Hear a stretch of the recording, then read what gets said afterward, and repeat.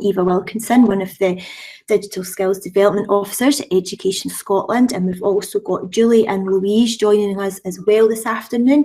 Julie Jamieson is a Literacy and English Education Officer and Louise Foreman is a Digital Skills Education Officer. So between us, between the three of us, we'll hopefully be able to answer all your questions that you might have this evening. Now, as well as having a range of support materials that we can provide the links to you with at the end. Please do feel free at any point throughout the session to use the chat box to type in a little question or to even comment on, if there's something that you have been doing that's similar, or an idea that you have from the content that we cover tonight. Please do pop it in the chat. So what is tonight all about? So this introductory session will help you to find out about a range of digital tools that exist to support learners to document their learning, and that will allow them to creatively capture their voice and their interactions. The session will be brought to life by real-life examples of rich media footage that have been captured via some of the examples that you saw there on that intro video. What it won't cover, though, is a tutorial session on how to use the various apps.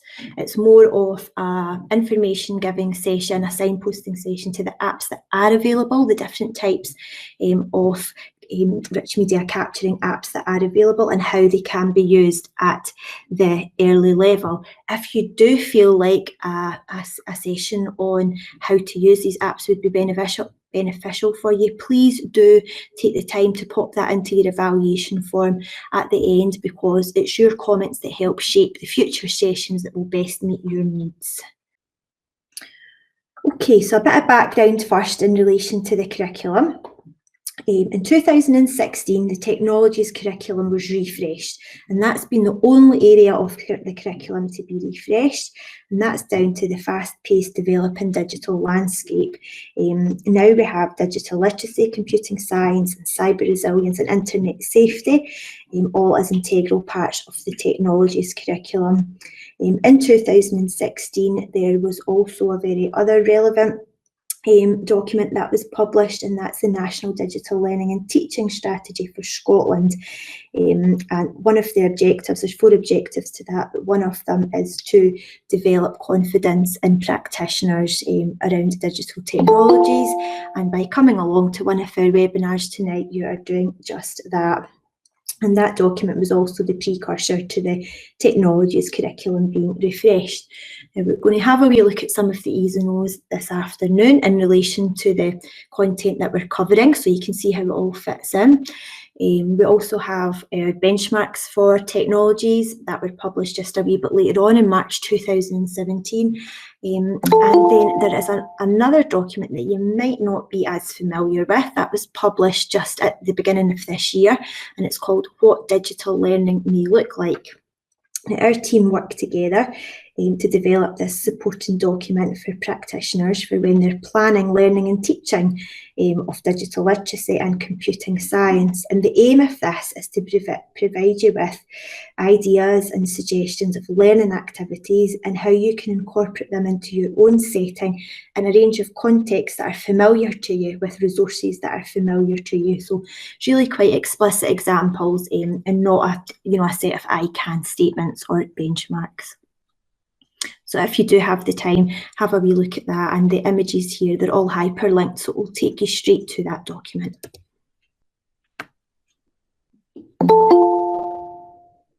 Okay, so we mentioned there that a large part of the technologies curriculum focuses on digital literacy, but what does it mean by digital literacy? Okay, this document, How Good Is Our School, may already be familiar to you, and in Appendix 2 from How Good Is Our School, we have this quote, if you just take a little bit of time to read that. So it's about the much bigger picture, living, learning and working in a digital society.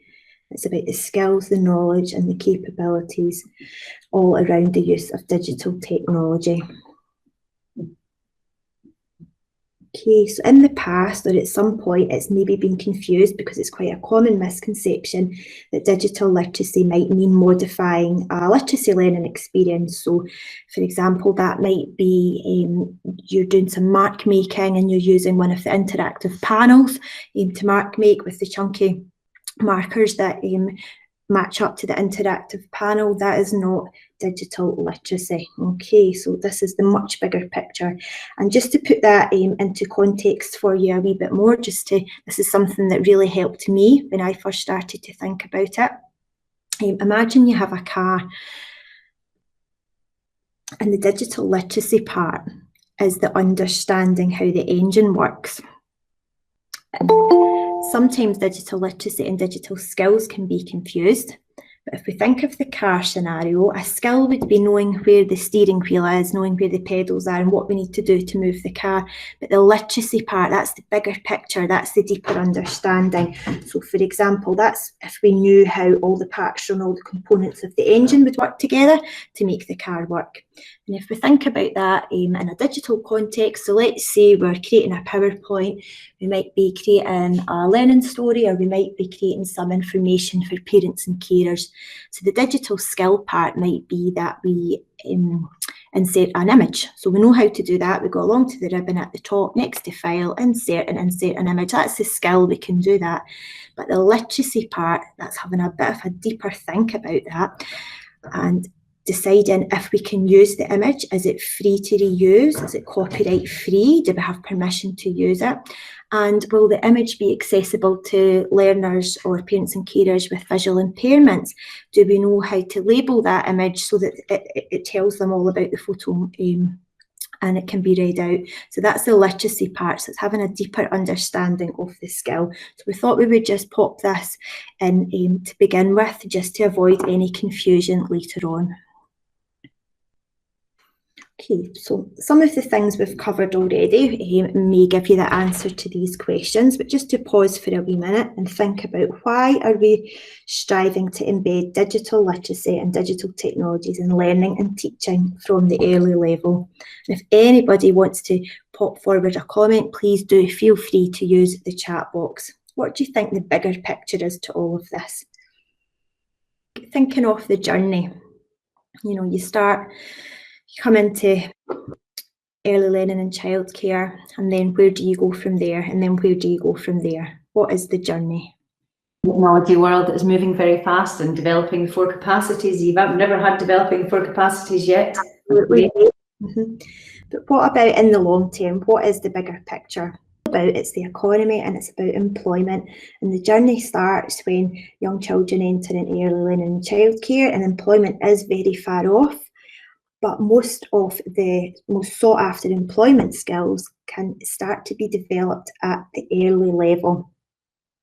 Does anyone want to put forward some suggestions as to what those skills may be? The most important ones, or one of the most sought after, is something that as early years practitioners, I think we are really good at doing. Every learning opportunity and experience that we are providing is this. Comments coming through: communication, coding, programming, ability to work with others, creative thinking, collaboration, problem solving. I think you've all been doing your homework. Yep, absolutely.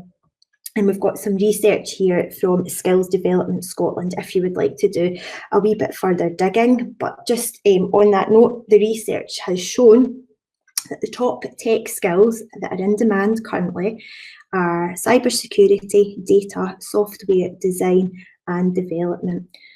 The skills that we have on screen at the moment, so many of these are what we're creating opportunities to explore on a daily basis at the early level. Creative thinking, creativity, the ability to wonder about things differently is a skill that we promote constantly in everything that we do. But capturing learning using digital technology might not always be something that we've always done, depending on when you've started your journey at the early level, when you've started working with younger learners. Certainly for me, this was not the way that I started off recording learning. in documenting learning. Back when I first started, I think it was around about 2003 in nursery, most of what was recorded was done retrospectively. It wasn't, you know, a current piece of work that the children could access and revisit and continually build on. It was more of a record of what had been done in the past. But we're now exploring ways to make planning and recording learning so much more accessible and so much more visible by moving away from those older methods of planning. So in order to achieve more depth in learning, capturing the child's voice and revisiting learning is key, and we now have the technology that allows us to do this. Digital technologies unlock creativity, and they can help children to express feelings, meaning, communicate their messages, which are all crucial for language and literacy development. Not all children will be verbally communicating, and language can be much, much more than words. Being able to record their interactions and sequences of thoughts can help us as practitioners to understand what's happening and what is next. Children may express themselves via expressive arts. It could be via music or singing or dancing, through actions, creating collages. It could be building models, painting, mark making, drawing. It could be via puppets or small world resources. It may be through visual clues, such as now in next boards and visual timetables. And throughout this session, we can explore how digital technology can provide a mechanism to support children to express themselves and to capture their interactions. And this screenshot here, this comes on the right, this comes from Realising the Ambition, page 12. And you'll see here from the child's drawing, there's a little caption, so he's telling his story about this drawing, and the quote underneath that comes from Foundations of Writing is saying, right from the beginning, there has to be an assumption that the child is trying to express and communicate meaningful things. And the digital technologies and the apps that we'll explore later on will provide a vehicle for that. Okay, now I'm just going to hand you over to Julie, who's going to cover the next few slides. But again, please do feel free to type any questions that you have, or any comments into the chat box. Thanks. Thank you very much, Eva. So we're going to continue looking at realising the ambition. And this page here emphasises the crucial role that communication and language plays for young children. It reminds us that communication helps them to manage their behaviour and emotions, and indeed there are strong links between language development and the nurture principles. At the moment, the current circumstances mean that we're really mindful of children's well-being, and we're thinking about how we can use language to help them express their thoughts and feelings as they try to make sense of what's happening in the world around them. Many early learning and childcare settings will recognise the importance of this and work closely with parents, carers and speech and language therapy to support those crucial communication and language skills. So here we have another page from Building Ambition, which looks at how we observe, interpret and document children's learning. It emphasises the importance of listening with your eyes and ears to what the child's actions, emotions and words tell you about their development and their learning. I often think of this as the child's story, and part of our role as educators is to capture and document the child's interactions to help them to tell their story. Many practitioners have been influenced by the Reggio Emilia approach and used the child's story to help to make the learning visible. This has allowed the planning to be much more responsive and consultative as we're informed by the child's actions, emotions and words. And digital technology has allowed us to capture the child's story and gather that easily accessible assessment information. We can replay clips to help us to analyse and interpret exactly what learning is taking place. It helps us to ask ourselves those important so what questions, discussing what's significant here for the child and what their next steps in learning might be. We can build that digital picture over time to document their progress, allowing the child to continuously revisit and reshape their own story as it develops. It's important to remember that it might take us a few attempts to determine what methods of documenting learning are informative and meaningful to the child. It's not a one-size-fits-all approach, and children might require time to explore the various opportunities. So as Eva has talked to us today about digital technology, she's emphasised that it can unlock that creativity and help children to express meaning and communicate their messages. And we've discussed how crucial this is for language and literacy development. But what do we understand by this? So let's refresh ourselves of the Literacy in English early level curriculum.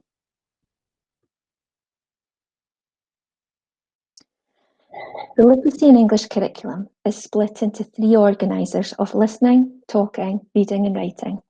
Although they can be seen as separate organisers, each one is very naturally connected and you'll often look at them all together.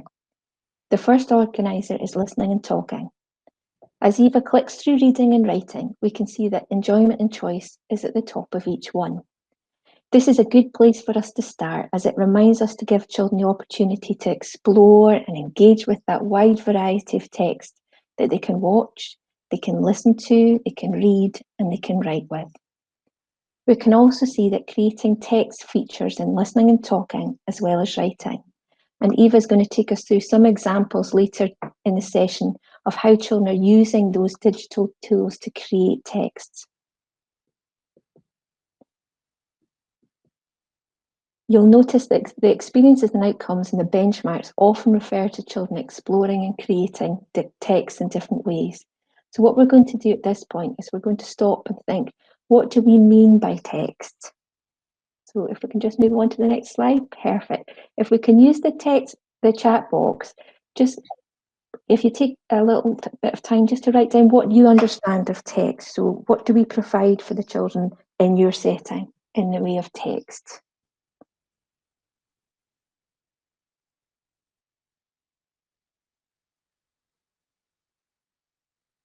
Some of the examples this morning were based around environmental print, and there was lots of digital examples as well. Got quite a lot coming in: science, books, films, children's words, scribing for them.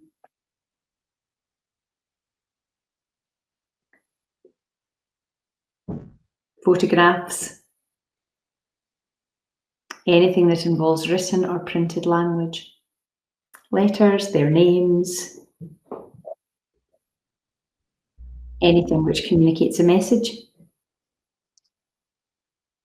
Spoken language. Train tickets always seem to be a real favourite with the children that I worked with. Oh, there's lots of ideas now. Yep. Absolutely. And that's great, because that really shows that real variety of text that we're making available for children. Here is the definition of text that's from the Literacy in English Principles and Practice paper. And you can see by the list that there's that really wide range of text that some of you have mentioned already. It includes films, games, television programs, blogs, text, social media and web pages. So that digital aspect really does come across quite strongly in that list. It reminds us of the importance to provide children with opportunities to explore those digital texts. And I'm going to pass back on to Eva now. Thanks, Julie. So now that we've had a little chance to think again about what does it mean by text, how can we ensure that children have the opportunities for enjoyment and choice in creating text? So all of the tools we're going to look at are enabling children to create text, and they provide opportunity for enjoyment and choice. Digital tools are giving them more opportunity to share experiences, feelings, ideas and information in a way that communicates their message, whether it be through a recorded drawing, a voice recording, a little cartoon or animation, or acting out a scene, retelling a story using special effects such as green screen. All of these options encourage expressive language and communication, and that's something that's really very important just now during the recovery curriculum here as well. Okay, so we've got a couple of examples here that's going to tie up the literacy and English curriculum with the technology curriculum and just show you how it can overlap, so how they both work together.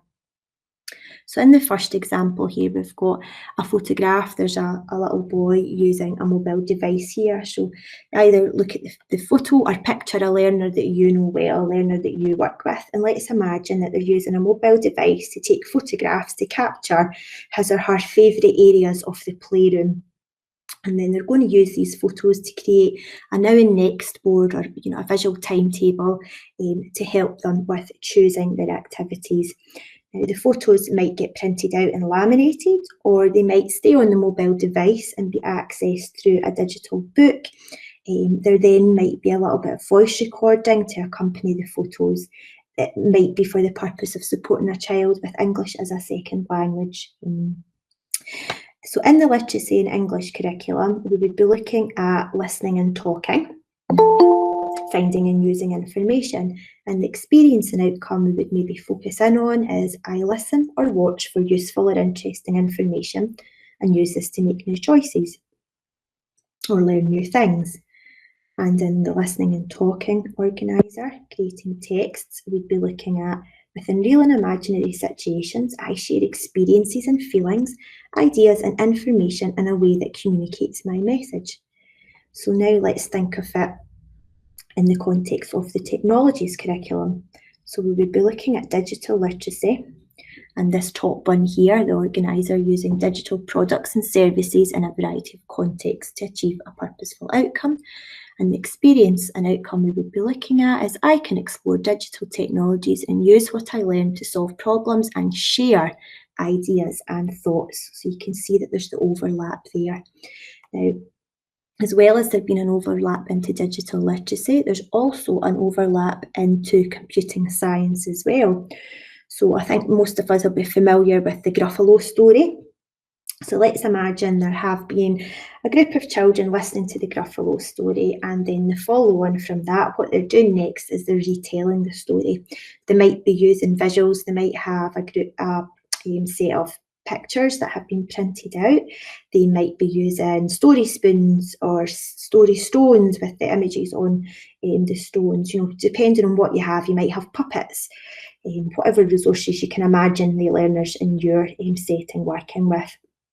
So in relation to the literacy and English curriculum, we're thinking about listening and talking, creating texts, and the experience and outcome we would be thinking of is within real and imaginary situations, I share experiences and feelings and ideas and information in a way that communicates my message. And I enjoy exploring events and characters and stories and other texts and use what I learn to invent my own, because they then might be adding their little twist to it, their alternative endings through their imagination. And then in relation to the technologies curriculum and computing science, we're thinking of I can explore computational thinking processes involved in a variety of everyday tasks and can identify patterns in objects or information, because they're using those resources, aren't they, to retell a story. So they're following a set pattern that communicates that message for them. And then they might want to take it a little step further, and they might want to record their version of the story through perhaps video, and they might even be pulling additional content from the web. They might be looking at other images that are going to help them to retell their story. So they then might be finding and using information. They might be using signs, books or other texts to find useful or interesting information and use this to plan choices and learn new things. So just the key part there was I use signs, books or other texts. So remember that other text part, and that could be sourcing images from online. Okay, and within both, there are links to writing in both as well. So within real and imaginary situations, I share experiences, feelings and ideas and information in a way that communicates my message.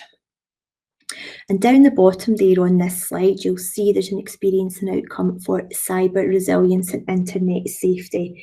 So that's really important that we are all aware of that, and that is something that is an experience is provided, learning experiences are provided straight right from the early level.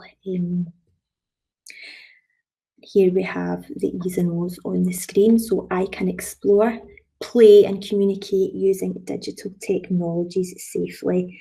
And as practitioners, it's really important that we are aware of that, and it's something that is promoted all year through. So it's, you know, not just a focus for Safer Internet Day that happens once a year. It's something that's ongoing, just like the rest of our health and wellbeing focuses, you know, such as road safety, safety around, you know, the kitchen and hot water, safety around people that we don't know, dark nights, wearing our high visible clothing, etc. It's something that we should be focusing on continuously.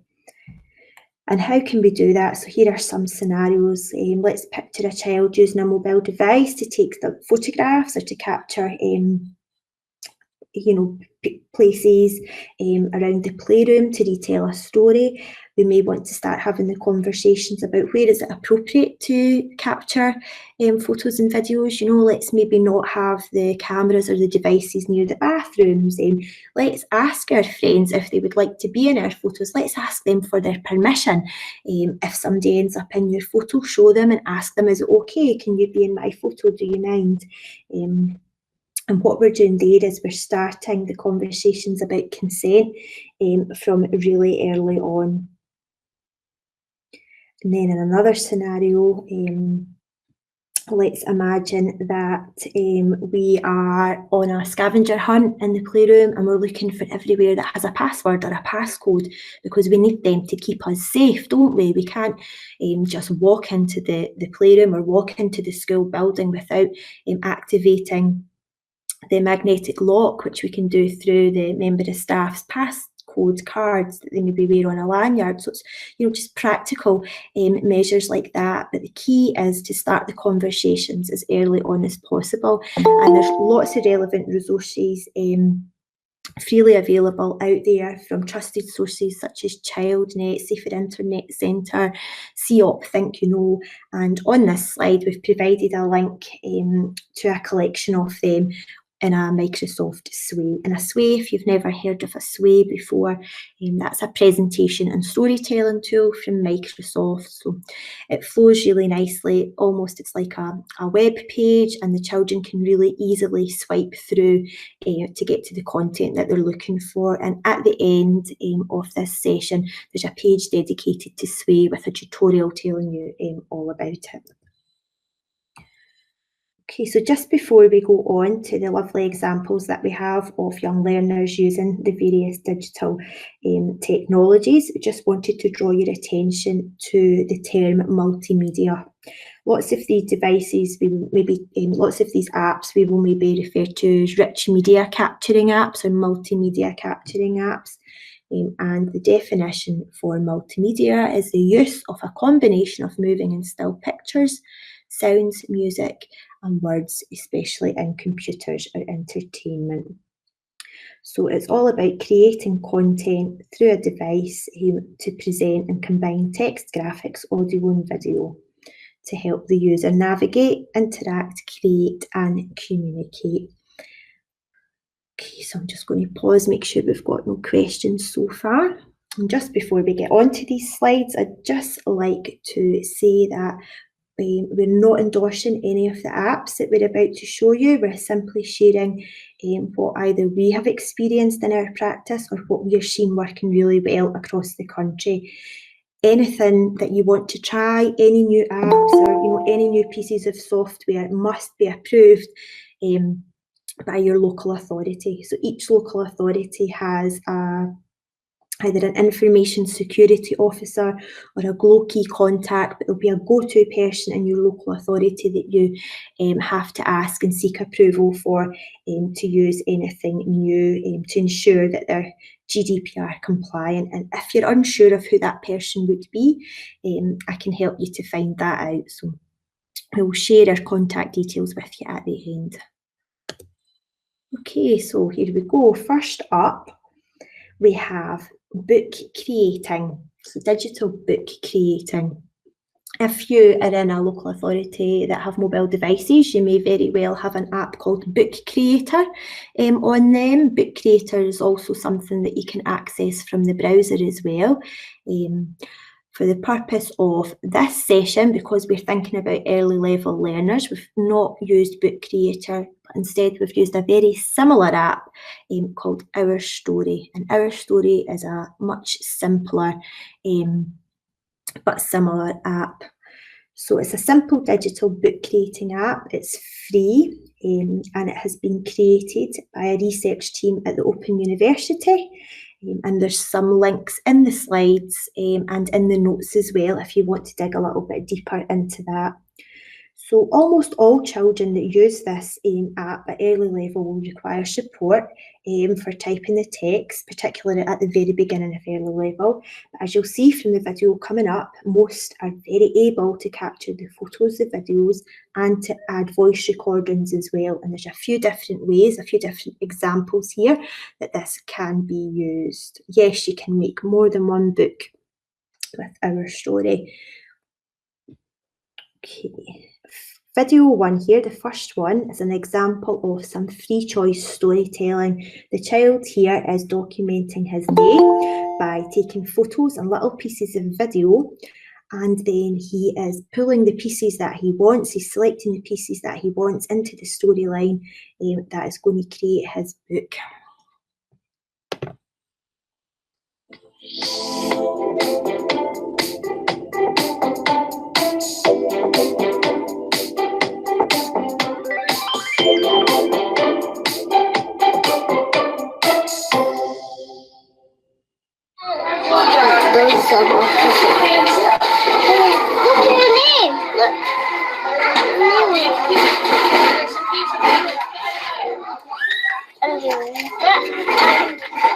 And how do I affect go away? And how do I affect go away then?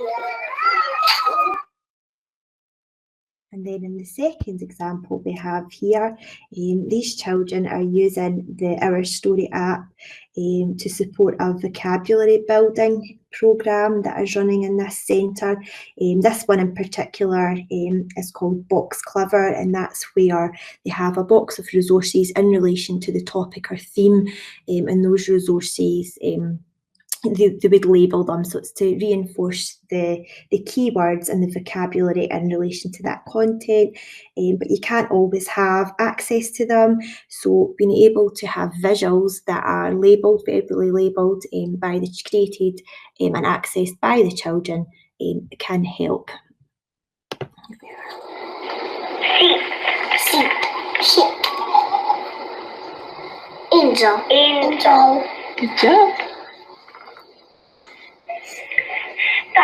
Star. I know.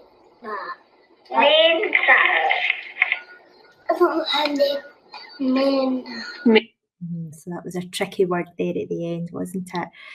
So I think the particular topic there was nativity, and they had taken photographs of the little objects or the visuals that they were using at that time there.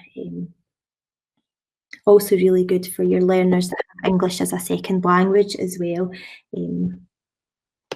Okay, now this third example here is a child-created digital risk assessment. So again, they've used the Our Story app.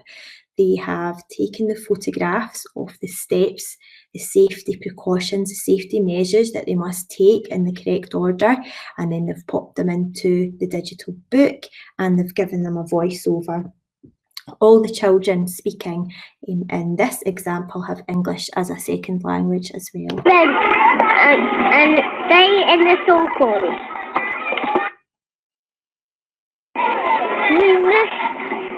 We put the fire out. We must get water.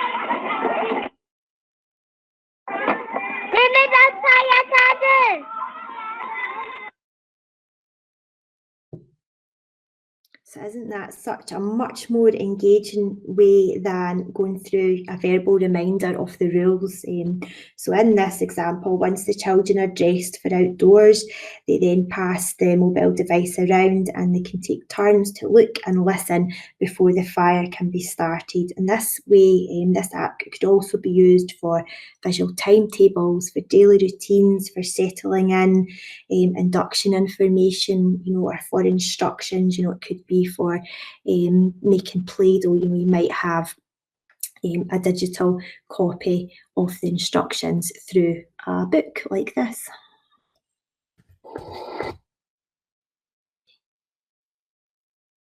I'm just double checking the questions there. We had a question about, can you make more than one book? Last time I used it, you certainly could. I'll double check again to see if there's any change. But what you can do then is, if you have this particular one was on an iPad, you can use screen record as well to capture a video of your book if you want to. You can also download it as a PDF file as well, but you would then lose the rich media part. You wouldn't be able to have the voice recording that way either. Okay, so just moving on here to whiteboard recording. So a couple of different types of whiteboard recording here, but essentially what whiteboard recording is you have a blank canvas and then you have your drawing and painting tools.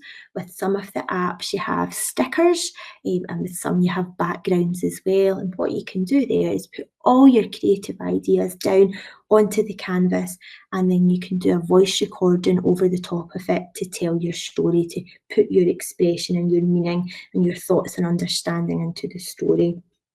Some of the apps allow you to do both at once.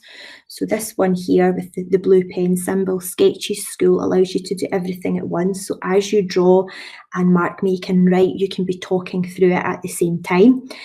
But for some learners, they might find that that's just all a wee bit too much, and they would maybe rather get their ideas down on the canvas first and then talk about it. So it really depends what works best with your learners, but certainly having the option to try both and let them decide would be helpful.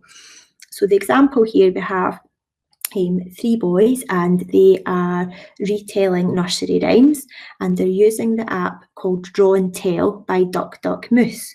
So first of all, he creates his background, he pops his name on it, he chooses some stickers, and then he records his voice retelling the rhyme. And while he's recording his voice, he also has the option to move the stickers around to make it more of an animation. 2, 1, go! Baba, what do you have here? Will?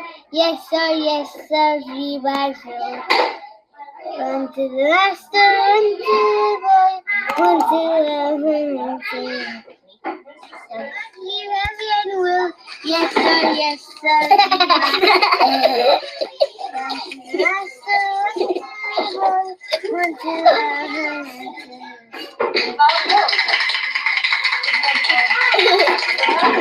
Baba, what do you have here, Will?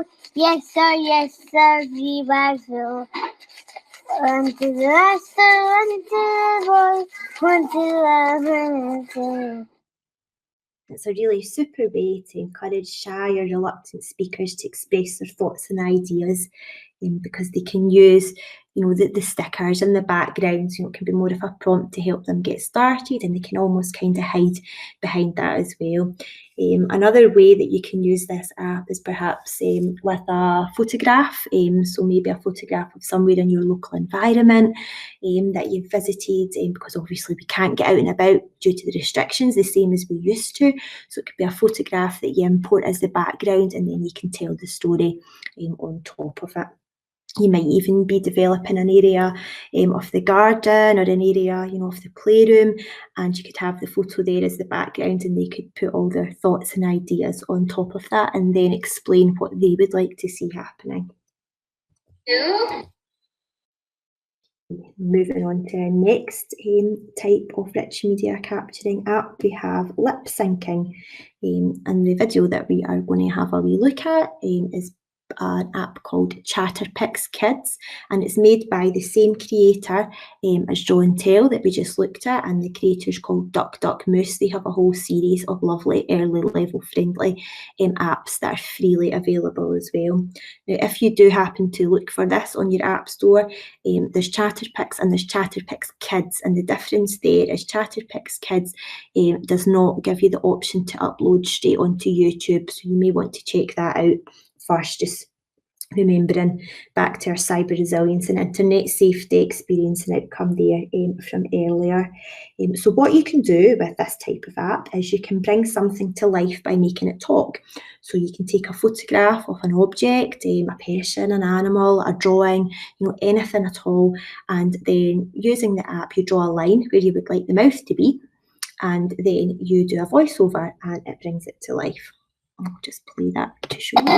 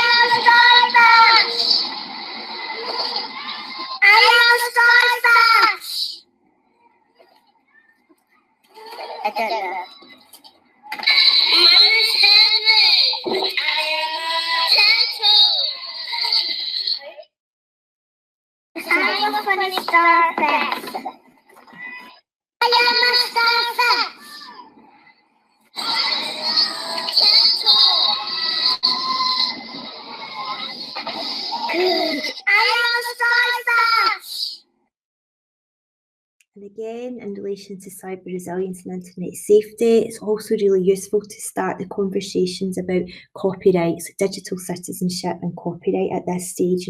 Is this your drawing? Did you draw this? Do you have permission to use it? Does the illustrator want us to use it? Can we use these to make a video and so on? Okay, and moving on to cartoon and puppet animation apps. A little bit again like the Whiteboard Recording app, but there's a lot more choice in the way of prompts and backgrounds to personalise and shape your story. Some of the apps also allow you to add your own drawing in as well. So the little example that we saw at the beginning was, what was it called again? The Investigators was the animation that had been created, and there was characters that are built in, so the stickers you can use that are built in, and the child had then created, they'd drawn a spider, and the spider then came into their story as well. So you can make it really personalised as well. And these types of apps are really useful when you're looking at sequencing too, because you can have sections of the story. You can have a beginning scene, a middle scene and an end scene, and again you can also add photographs that you've taken to make it even more relevant to your context and your local environment as well. What do you think you're doing there? I'm climbing across the road. Are you trying a flat ballad there? I don't know. I'm taking your ball. Maybe you can make them move. Maybe you can move. Walking up the road. You walked away. I'm walking back. I'm walking to you now. You cry.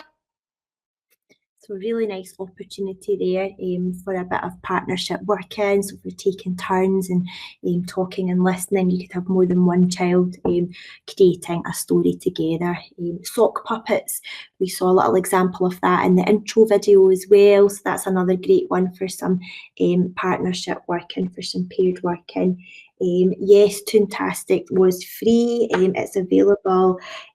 I've popped on all the notes as well where you can find it available. So if it's for iOS, if it's for an Apple, an iPad device, whether it's for an Android device, and you can also access Toontastic on the Chromebook as well.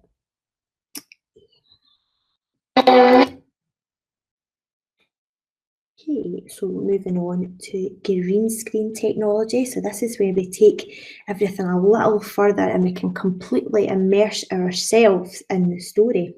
So the link that I'm about to show you shows a group of early years children reciting nursery rhymes and singing nursery rhymes while putting themselves inside the scene. And you'll see from the clip there's so much joy, absolute joy, and real high levels of engagement. And they love nothing more than watching these clips back as well.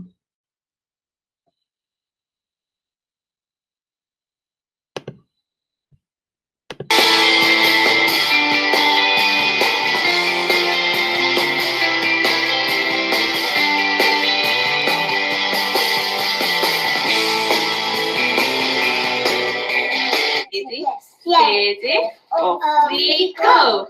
Fancy, fancy spider, right off the water spout. Dark in the rain, I washed the spider out. Out in the mud and dried upon the rain. So fancy spider went up the water spout. Again, because when the blizzard I wonder what you are. Up above the world so high, like a diamond in the sky. Twinkle, twinkle, little star, how I wonder what you are.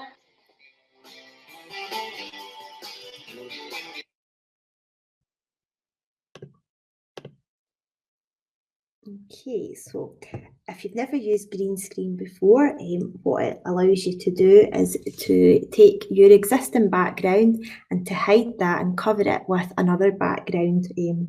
So you could see there the children didn't have an expensive pop-up green screen or anything. It was just simply some green freeze paper that was behind them on the wall. Any colour of wall can actually work, but green and blue tend to work the best. So as well as having the green, the background that you want to change, you've got to think as well about the colour of clothing that the children are wearing as well. So let's say they had green sweaters on, that would also, they would disappear as well. And then you can have some really good fun problem solving, learning experiences then when you end up with, a bunch of floating heads, and then you can try and work out what on earth's happening and how to fix that. And in the slide notes, we have popped on some links for some tutorials for using green screen. Our team covered, we had a session on this, and there's some resources in there that you can tap into to find out a wee bit more about it. If you're using iPads and iOS, you'll have iMovie, that's freely available as part of the apps, and there's now a feature to use green screen technology within that as well. There's a Do Ink app for green screen that's currently not free, but that's one that you've maybe seen before, been more familiar with. And then you have WeVideo as well, which you can access for free on the browser. So if you're Chromebook users, that works particularly well on the browser as well. And I've just double checked, I've gone back to both the App Store and the Google Play Store, and I've looked up Toontastic and it's free. Okay, so just a wee pause for thought now. So thinking of some of the apps that we've covered, so some of the digital technologies that we've covered there that help us to capture learning and document learning. And in relation to your learners, so the wee people that you work with, what do you think? What can you see them using these types of apps for to express experiences, thoughts, feelings, ideas, and their information? Where could you see it working with the young learners that you work with? And feel free to pop your suggestions again into the chat box for us.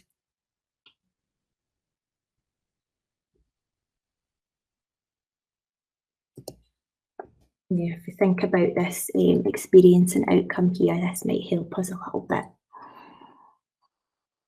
what sorts of feelings or experiences or information or messages or ideas do you think that these types of apps, these types of digital technologies would help the learners that you work with?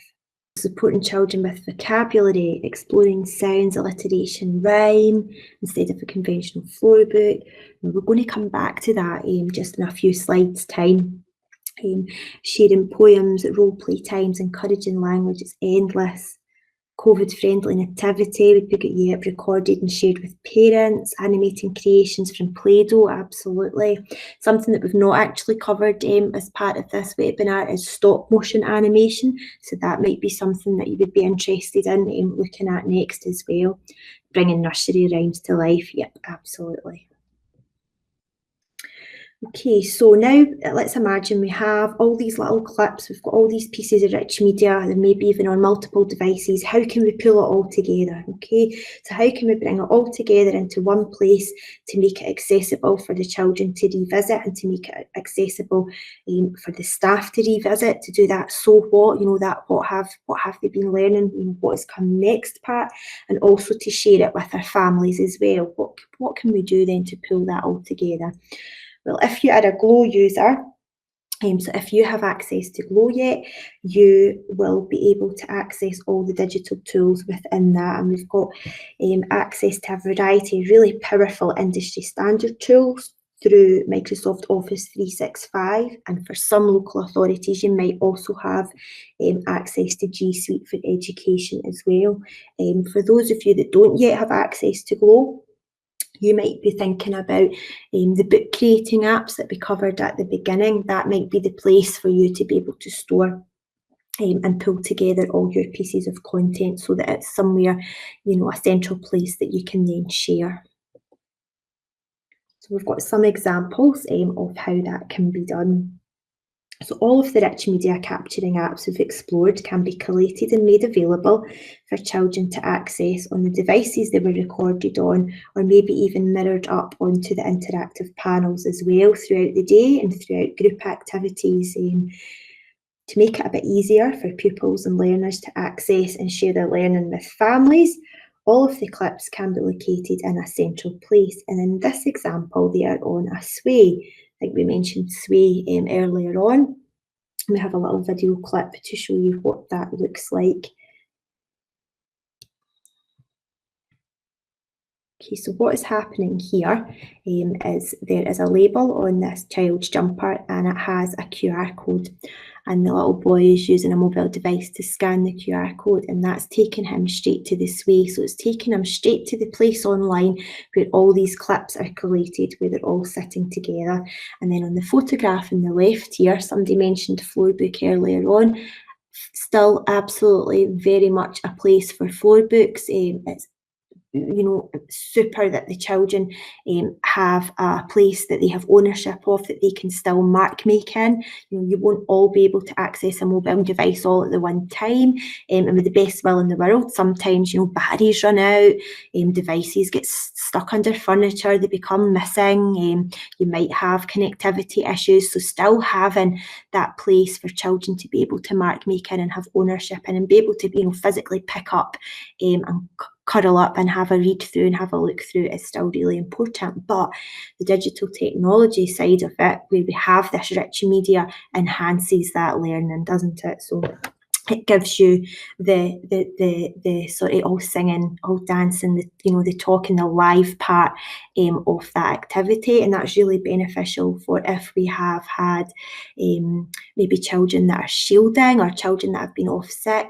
and it can really help them find out what went on. I always find it particularly useful for if I think the example that I was using this morning was we had it was nurture kindergarten starting up, and it was little groups taking turns to go out.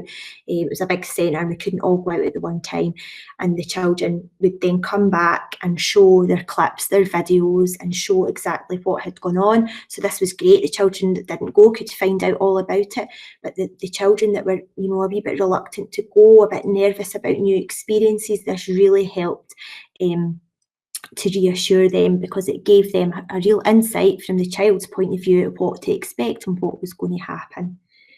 And great again for parents and carers, you know, when the children say that they don't do anything at school or at nursery, you know, they don't do anything, they don't play with anybody, and they just do nothing. This can then really show them that that is not in fact true. So the girl here, she's scanning one of the codes in the floor book to access more photographs and the video footage of that topic.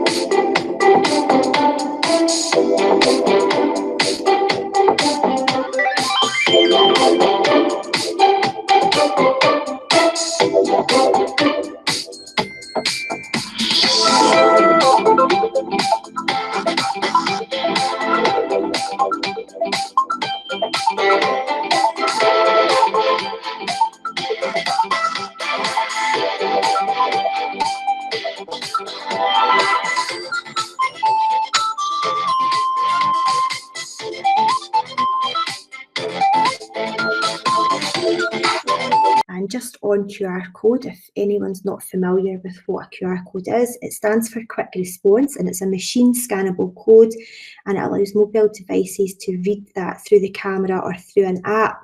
And what it does is it takes you directly to the place online.